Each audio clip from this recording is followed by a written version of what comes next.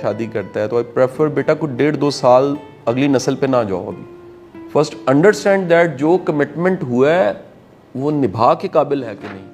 Partnership ہے, میرے پاس 2 لڑکے آ جاتے ہیں, سر ہم شروع کرنے لگے, میں کہتا ہوں سال لنگا لو پہلے پلیز, ویسے ہی پائلٹ کر کے. گرو لب گیا جی, مجھے پیر مل گیا, میں کہتا ہوں بھائی جان کو لنگاؤ ٹائم تھوڑا علی, تھوڑا سال لے لو. او جی مجھے راس آ گیا سیال کوٹ, میں کہتا ہوں جی ابھی سال 1.5 گزار لو کھل جائے گا.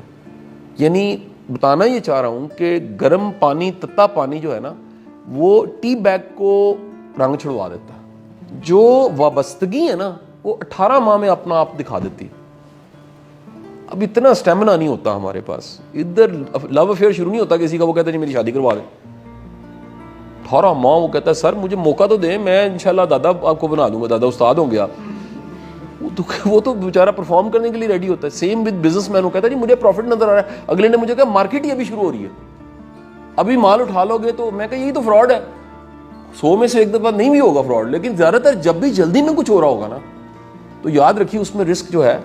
سو آپ نے اپنی گروتھ کو بھی نیچرل چھوڑنا ہے. پیر و مرشد واصف صاحب کا جو جملہ ہے وہ یہ کہ ایک اچھی وابستگی آپ کی 3 چیزوں کو اثر انداز کرتی ہے. یہ میں ان کے کوٹیشنز کو سمجھا رہا ہوں صرف.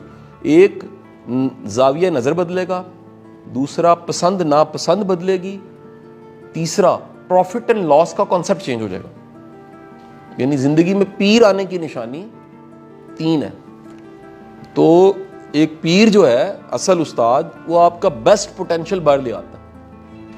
اگر وہ نہیں لایا, کہتے ہیں وہ پیر ملے اور پیڑ نہ جائے.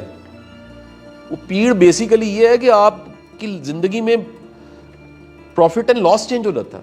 ممکن ہے جس چیز کا رونا تھا وہ آپ کی خوشی بن گیا.